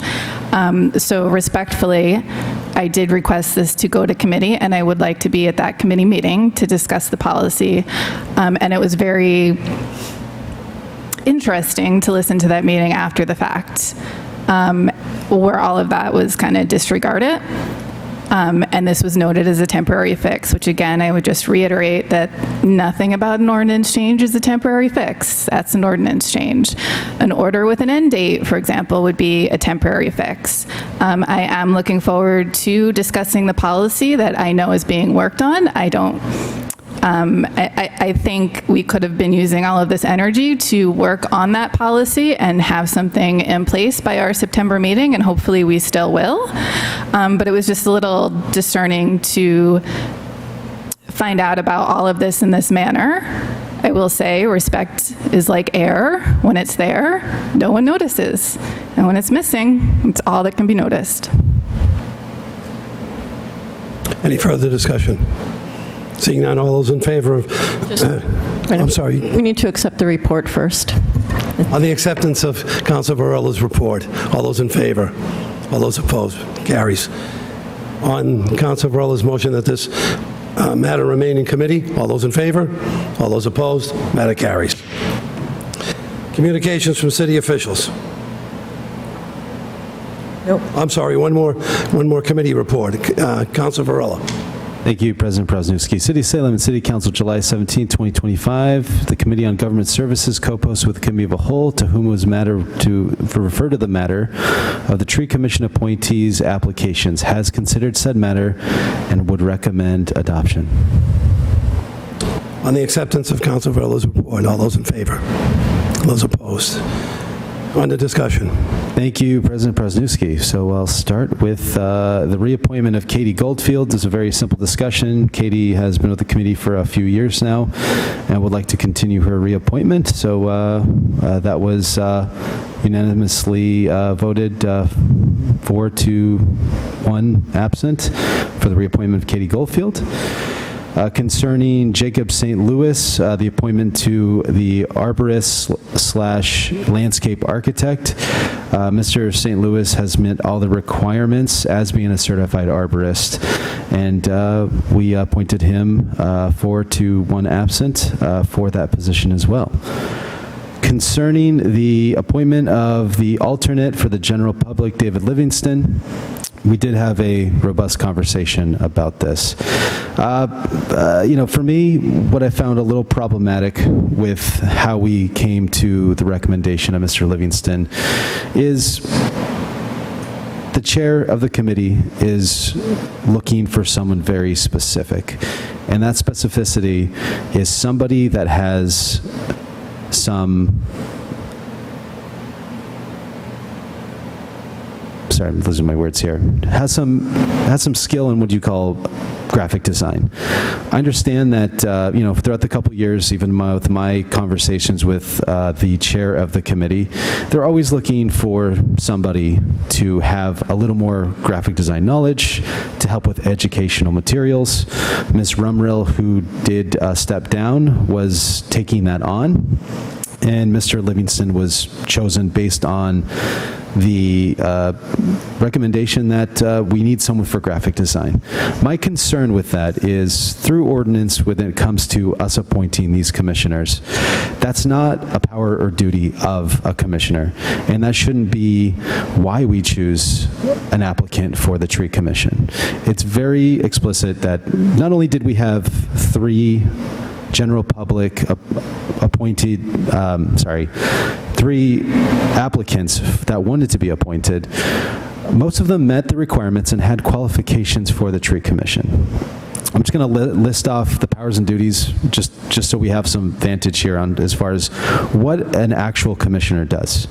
Development of rules and regulations, offer written recommendations, review tree warden recommendation of tree removal, and advocacy and public education.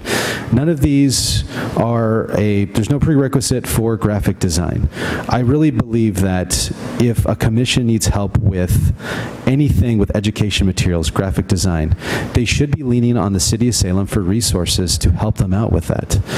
So for that reason, we had 3 applicants. One was before us 3 years ago, and we had a lot of great appointments at that point, and we did not appoint her. But I'm looking for an appointee that is committed to doing the work and will show up to meetings. So with that, I'd like to make I'm sorry, I'm not done. The one thing I found concerning about this is I really have a problem with chairs of commissions trying to hand-pick applicants for their committee. I don't think that's appropriate. I belong to a few state boards, and that's not really how it works. This is our opportunity to select someone that is qualified for the tree commission. And it's not necessarily what the chair is specifically looking for. That's really, to me, not appropriate.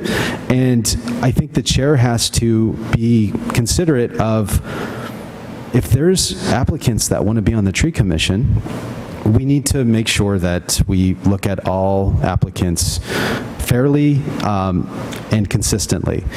So for that reason, I'd like to make a motion to appoint Maria Connell to the Tree Commission as the general public appointment for the alternative position. Thank you. Councilor Marcello. Thank you, President. I wish you had said all of this in the committee meeting where we decided that, because that would have been part of the discussion. We did not really have a robust discussion. We had a review of each candidate, and they came up and answered questions, and we looked at their resumes. When I made the motion, right, there was no discussion. That's when it should have happened. Listen, we had 3 people that are all qualified to be on that board. They are all qualified. All of their resumes talked about the gardening they do, the volunteerism that they do. Unfortunately, there's only one position, right? As the liaison to that commission, I did talk to the chair because we want to know what you need. And that's when she mentioned that she was losing those skills, the education and the graphic design skills. Now, there's nothing more transparent than these interviews for these positions. Everyone was in the room. There was no, like, one person comes in and we have a talk, and then they go out, and the next person comes in, and so nobody knows what's happening. It was all in the public, and I'm not trying to beat a dead horse here. I chose somebody who I thought would fill in the position that Jane Rumrell was leaving. There was no, call with the chair saying, I want this person, I don't want that person. That did not happen. I was putting together what she was missing in Jane Rumrell, someone who has a profession in graphic design and is also an educator. It's exactly what they need as part of their commission. All of them are qualified, right? I wish we could hire all three of them to be on that commission because they're all very excited about the job. So I don't want to make it sound like, there was this heavy discussion about who we ended up voting for. I made the motion, it was seconded, and there was a vote. Thank you. Any further discussion? Councilor Merkel. Thank you, President Prosnewski. Yeah, it's a tough situation that this isn't the usual process where it goes through the mayor's office. And I think the processes needs to be looked at, but that's a different conversation. But I think it's a conversation that we should have for this reason. I do think it's appropriate that the chair of that commission, that her opinion and the conversation she has with the liaison of what she is looking for be considered. I do think that's appropriate. And as was said, we had 3 great applicants, and we're very fortunate for the incredibly qualified, enthusiastic applicants we get for our boards and commissions. I will point out that we were notified Maria Cannell's application did miss the deadline, which matters to me. But that was my decision. My vote was based on the communication from the chair of that commission to the liaison. That was a factor. And I will point out, too, that David Livingston, who was recommended, he did go first in the discussion. So there was discussion before the other 2. And please, anyone who was in the meeting, correct me if I'm remembering it incorrectly. But he did go first, and we did have a discussion and then further follow-up that was a factor in the decision for the skills that were expressed that was needed before the next 2 candidates came up to talk about, their reasons for wanting to join and their qualifications, and then to have follow-up discussion on that. So I believe we did have, appropriate opportunities to have conversations about this. But yeah, it just lands, it doesn't land well, the whole processes, but I do feel we did, as Councilor Musillo said, we did follow the process that we do have in front of us, and that was the vote that was taken. Councilor Stott. Thank you, President Prosnewski. I wasn't there, but I did watch the meeting, as we all just heard. And I will say this is an awkward process, as mentioned before. But we participate in this process at every meeting when we vote on the board appointments. It's just we do that in a non-transparent manner. It is our responsibility to look at the mayor's appointees, contact them, ask them questions, see if it's a good fit for the board or committee. So this is like a regular process that we have. In this situation, it is extremely transparent, which I could see it being, that just makes it inherently awkward and uncomfortable for everyone involved, and not the most pleasant experience. But I will say, watching the meeting, I thought it was, I didn't come away with any like, ooh, that was awkward, or like, I thought it was well run. It was kind of done in the best manner possible, and I thought we had great candidates in front of us. So with that said, as a member of a board in Boston for the past decade, I will say, like, working within the board and with members of the board and the chair is something important and is feedback that you would take in and trying to find out what needs and special skills of members of that committee are needed. And that's done all throughout the city and on our different commissions and boards, of which we, as council people, are processes and part of for every single appointee we see in front of us. That is our responsibility. In this case, it's just extremely transparent, which is good. And I agree with Councilor Merkel that it should be looked at as to why. So that's my note on that. I will say, though, I definitely want to acknowledge I wasn't at the meeting to do so, but I'm very excited to see Mr. St. Louis join this commission as an arborist. I think he's going to be a fascinating addition. He is just so intertwined with the community, already on the cemetery commission, a volunteer at Greenlawn, emailing me all the time, asking where trees can be planted in the neighborhood and who he can talk to about that. So I'm very excited to see that we are able to finally fill that specific slot on the commission, and doing so with Mr. St. Louis. Councilor Driscoll. Thank you, President Prosnowski. I actually have to agree with Councilor Varela. I know Maria Cannell, and during her interview, she stated that she had applied a few years before for the position, so I applauded her for, when she didn't get that position, for reapplying. So I didn't know that she missed the deadline, as Councilor Merkel stated. I think they were all great candidates, and it was a hard, I'm not a member of the committee, but I was at the meeting, and I do not like the process. I have to agree with the other councilors on that. But I do have to agree with Councilor Varela, and I would reappoint Maria Cannell to the board. Oh, I would second his motion. Thank you. Any further discussion? Councilor Varela. Thank you, President Prosnowski. I think we can all agree that we need to change procedurally how we do this. It's not really fair to the applicants to come in and to interview them. My concern with what happened with that meeting was the line of questioning should have been consistent to all applicants. And that's my concern, and that's why I'm bringing this tonight. Thank you. Councilor Harvey. Thank you, President Prosnowski. I was in the meeting, and I agree with Councilor Masillo. It is definitely a very uncomfortable situation for us, and I can imagine for them, basically having to explain themselves in front of the other applicants. It's not like, you're pulling them into a room and they can, and as far as the questions go, I didn't really feel that we were asking individual questions. I think we basically asked them to tell us what they were bringing to the table as far as being on the commission. And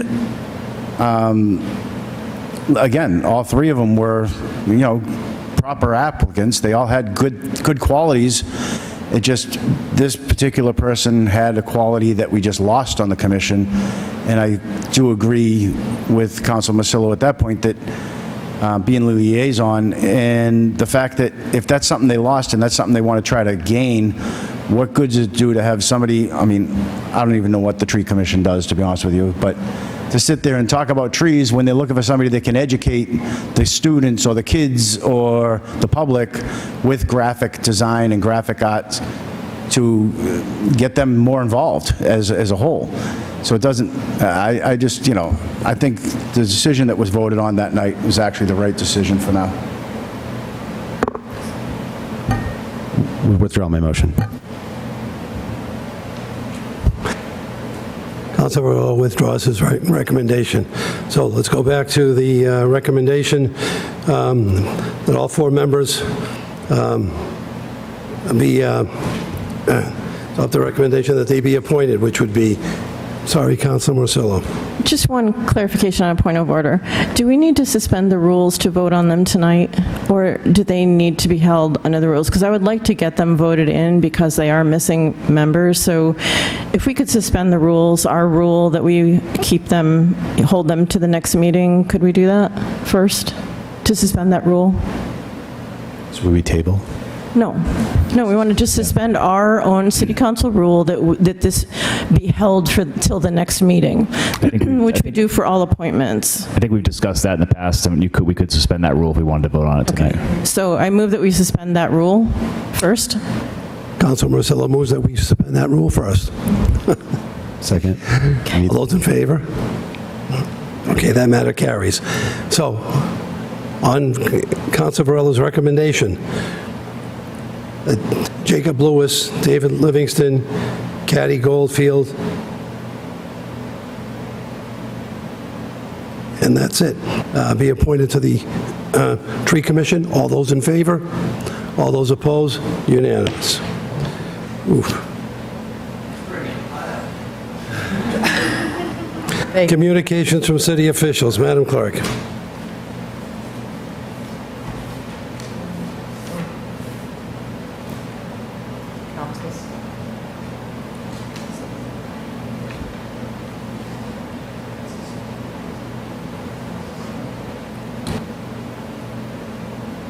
Councilor Stott?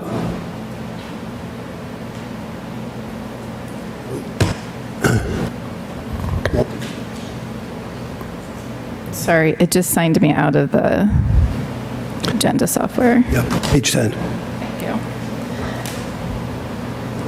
In the year 2025, an ordinance relative to traffic be it ordained by the City Council of the City of Salem as follows. Section 1, Section 74 of Vehicle VA be amended by inserting the following.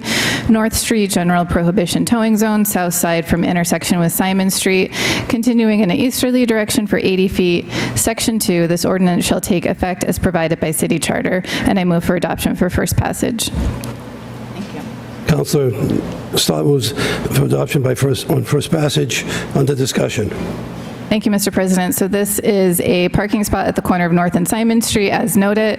Backup documentation from Lieutenant Tucker is available for review, but we essentially hatched out and removed this parking spot about 6-8 months ago. It was before the beginning of the winter time, due to concerns of residents backing out of a driveway along with the intersection of Simons and Liberty Hill Street not having visibility. The hatching out of this one particular parking spot solved a lot of issues, and it should be made permanent. So we need to actually rehatch the no parking lines so they can be visible again, and in doing so, putting the actual no parking location in the ordinance books. It also is really close to a crosswalk as well, so it's really opening up that dilating and visibility for both the crosswalk, the driveway, and the intersection. Any further discussion? Seeing none, on Councilor Stott's motion to adopt for first passage, all those in favor? All those opposed? Matter carries. Further communications from city officials. Councilor Watson felt is absent tonight. I believe that maybe Councilor Hapworth, being very knowledgeable on this situation, can fill in. In the year 2025, an ordinance relative to traffic be ordained by the City Council of Salem as follows. Section 158. Waive the reading. Thank you. I move for adoption for first passage. Councilor Hapworth moves for adoption by first passage. Under discussion. No discussion. On Councilor Varela's motion that this matter be moved for adoption by first passage, all those in favor? All those opposed? Matter carries. Glad we all did our homework. Further communications from city officials. Councilor Varela. We have the following report from the Planning Board amending an ordinance relative to zoning, which is the Section 7 of the Special Residential District Regulations, by adding new Section 7.4 Smart Growth Overlay District. Councilor Varela. Thank you, President Prezinski. I move that this be received and filed. Councilor Varela moves that this be received and filed. All in favor? Under discussion? No discussion. All right. All those in favor? All those opposed? Matter carries. Further communications from city officials. We have an ordinance to amend an ordinance relative to zoning, to amend Section 7 Special Residential District Regulations by adding a new Section 7.4 Smart Growth Overlay District.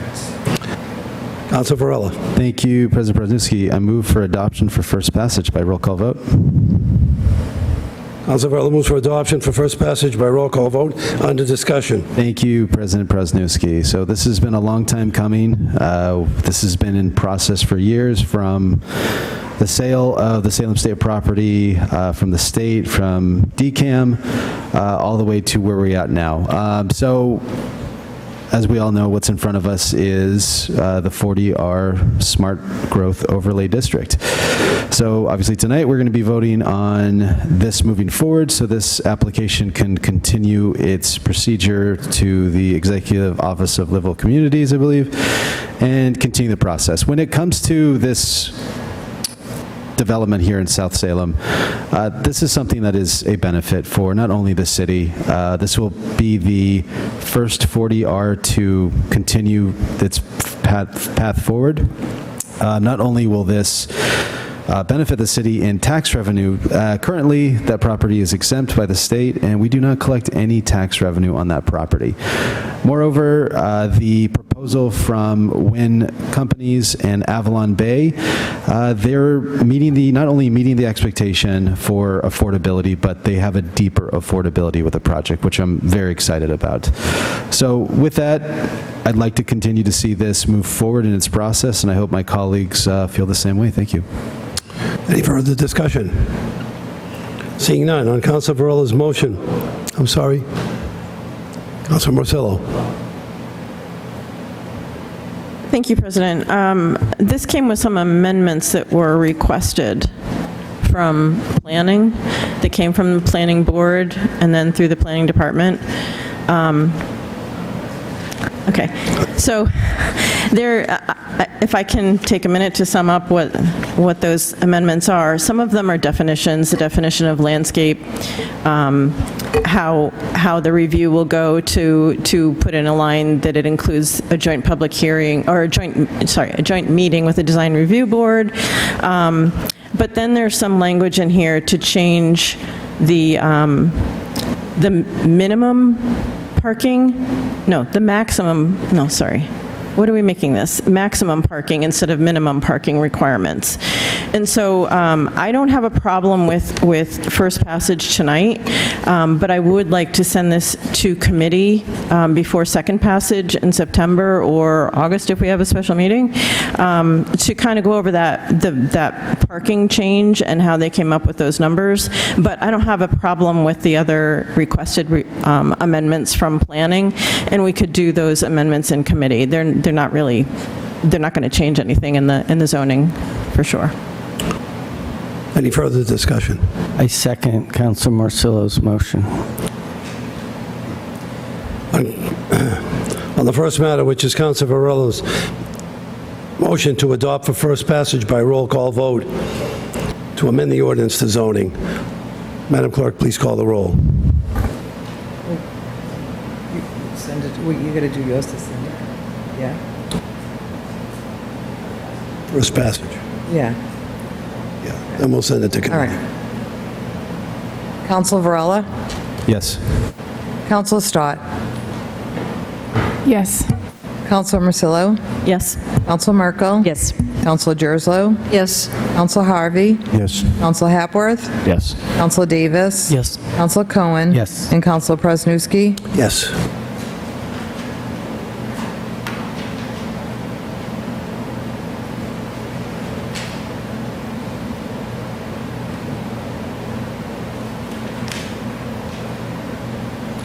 On Councilor Varela's motion for the adoption of first passage to amend the ordinance relative to zoning, we have 10 in the affirmative, none in the negative, and 1 absent. That matter carries. On Councilor Marcillo's motion that the matter be sent to committee prior to second passage, seconded by Councilor Cohen. All those in favor? All those opposed? That matter carries. Further communications from city officials.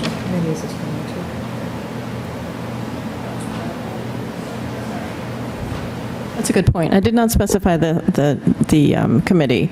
So the motion is to send it to Ola, co-posted. Thank you. No further discussion. Okay.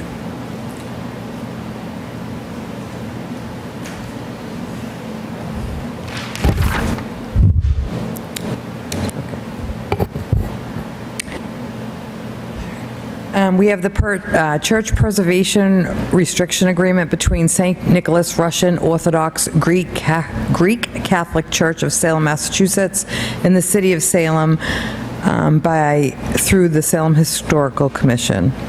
Councilor Jerzalo. Thank you, President Prosnowski. I move that this be adopted. Councilor Jerzalo moves for adoption. On the discussion? Thank you. I'd like to provide a brief history of the St. Nicholas Russian Orthodox Church, one of Salem's most distinctive and historic landmarks. The church was built in 1908 and was designed by architect William Devereux Dennis. While its form reflects a common Western church layout, its rich ornamentation and distinctive architectural features, particularly the onion domes, reflect the Eastern European roots of its founding congregation. The rectory adjacent to the church was added in 1912, contributing further to the historic significance of the site as a spiritual and cultural center for generations of residents. This building not only represents architectural uniqueness, but also speaks to the diverse cultural history of Salem. The onion domes, or cupolas, are particularly iconic and have long been a symbol of the church's presence in the city. The Community Preservation Committee, through the Community Preservation Act, CPA, funds, has recommended awarding $25,000 for the restoration of the church's 2 onion domes. This funding will support essential work, including the replacement of the slate roofing and copper flashing around the dome bases, repairs that are critical to preserving this building's structural integrity and historic character. I believe this church is an architectural treasure in our city and a symbol of the cultural richness that defines Salem. Preserving its features is not only investment in a building, but in the living history of our community. Therefore, I move that we adopt this appropriation of $25,000 in CPA funds to support the restoration of the St. Nicholas Russian Orthodox Church onion domes, and in doing so, we take an important step toward keeping Salem's history alive for future generations. And just a little back on this, the Historic Commission voted to accept the responsibility that they will review any work going forward, and now the City Council has to accept the restrictions, and all that was in the backup of our documentation. Thank you. Any further discussion? Seeing none on Councilor Jerzalo's motion for the church preservation restriction agreement between St. Nicholas Russian Orthodox Church and the City of Salem. All those in favor? All those opposed? Matter carries. Petitions. We have a petition from Comcast to install conduits on Essex Street and Union Street for service at 13 Hawthorne Boulevard. Hearing ordered September 11th, 2025. Further petitions. We have a petition from Liz and Wayne Malionic, residents of Jackson Street, to discuss traffic calming measures on Jackson and Broad Streets. Councilor Marcello. Thank you, President. I move that this be referred to the Committee on Public Health, Safety, and the Environment. Councilor Marcello moves it, goes into the Committee on Public Health, Safety, and Environment under discussion. Thank you, President. So this actually is a request to talk about making this permanent, and I feel their pain. I live right down the street there, and I think this is a common concern when we put in temporary traffic calming measures, that it takes years and years and years for the city to prioritize the funding to make the permanent change.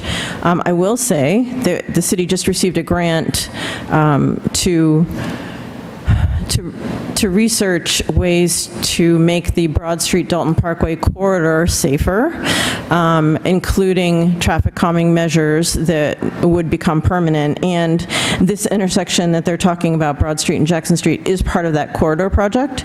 So, you know, it's fine that this goes to committee and we can have a discussion there. But I would also say that this is a larger issue in my mind, and I think that we need to have a public discussion about whether the city can come up with a process or guidelines for moving the temporary installations to permanent once they've been proven to be successful. Thank you. Any further discussion on Councilor Marcello's motion that be referred to the Committee on Public Health, Safety, and Environment? All those in favor? All those opposed? Matter carries. Further petitions. We have a request from the residents of Washington Square to hold a block party at Washington Square East and Boardman Streets to Forester Street on August 10th, 2025, from 5 p.m. to 8 p.m. with no rain date. Councilor Appworth. Thank you, Mr. President. Move this be granted. Council Hapworth moves that it be granted. Under discussion. No, if you were to vote no on this, then it would save me a lot of work on August 10th at 5 p.m., but otherwise I recommend you vote yes on this. On Councilor Hapworth's motion that this move be granted. All those in favor? All those opposed? Block party granted. Further petitions. We have a request from the residents of Warner Street to hold a block party on August 31st, 2025, from 3 p.m. to 11 p.m. with no rain date. Councilor Hapworth. Thank you. I move this be granted. Hapworth moves that matter be granted. Under discussion. No discussion. All those in favor? All those opposed? Block party on Warner Street granted. Further petitions. We have the following 3 claims. Councilor Hapworth. Mr. President, I refer to the Committee on Ordinances, Licenses, and Legal Affairs. Councilor Hapworth moves that these claims go to the Committee on Ordinances, Licenses, and Legal Affairs. All those in favor? All those opposed? Matter carries. Further petition. We have the following public guides. Councilor Hapworth. Move these be granted. Councilor Hapworth moves they be granted. Under discussion. No discussion. All those in favor of approving these guides, public guides be granted? All those in favor? All those opposed? Matter carries. Unfinished business. Nope. One more. We have the following drain layer applications. Councilor Hapworth. Thank you, Mr. President. I move this be granted. Councilor Hapworth moves the drain layers license be granted. Under discussion. No discussion. All those in favor? All those opposed? Matter granted. Unfinished business. We have an ordinance amending traffic, Chapter 42, Sections 11, 51, and 51B, bus stops, parking prohibited on certain streets. Councilor Cohen. I move adoption for second passage. Councilor Cohen moves for a second passage. Under discussion. Absolutely no more discussion, please. On Councilor Cohen to absolutely have no discussion. On the second passage, all those in favor of the second passage of this ordinance? All those opposed? Matter carries.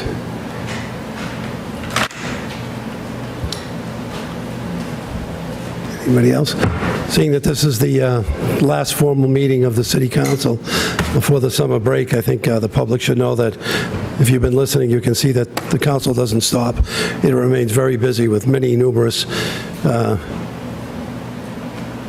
committee meetings that need to be hashed out before we come back and convene again for regular business in September. So for all those, I wish everyone a happy and relaxing, enjoyable summer. Councilor Marcello? Motion to adjourn.